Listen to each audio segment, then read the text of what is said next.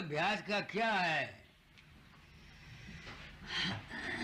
काम, क्रोध, लोभ, मोह, अहंकार को तुम्हारे काबू में रहे।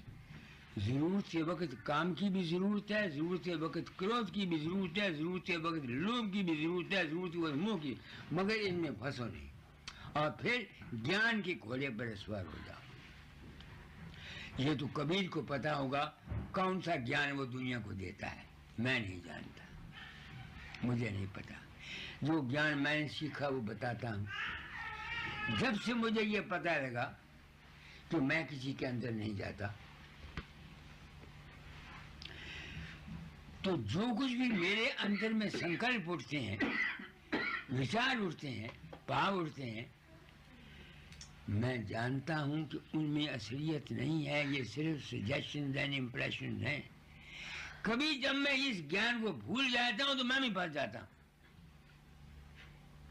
मैं ज्ञान खोड़े असवार ये समझता हूं क्यों, जब से मुझे ये पता लगा तो आगे अभ्यास मेरा बनता भी था, फिर गिरता भी था, बनता भी था, गिरता भी था। अब मैं गिरता नहीं जागृत में। क्यों नहीं गिरता? मैं मन के अंदर जो संकल्प उठता है किसी वक्त, उसको मैं समझता हूं ये तो है ही नहीं, माया है, नहीं समझ में आती है। मैं इसको ज्ञान समझता हूं। काश अगर कबीर होता तो मैं उसको पूछता कि तू बता तेरा ज्ञान क्या है? मुझे नहीं पता। जो जिस ज्ञान ने मुझको उस मंजिल तक पहुंचाया, गो उस मंजिल तक मैं ठहर नहीं सकता अभी तक, मगर बात मैंने सच्चाई बता दी।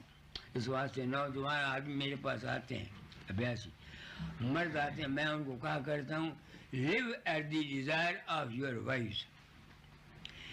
अगर औरतें आती हैं उनको कहता हूँ live at the desire of your husband. क्योंकि तुम्हारी अपनी इच्छा नहीं है, तुमको उसके ज़म्मे कोई पाप नहीं है। अब आप मेरे भाव को आपने समझा नहीं समझा?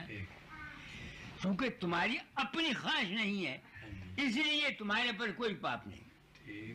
अगर अपनी ख्वाहिश रखोगे तो गलती है।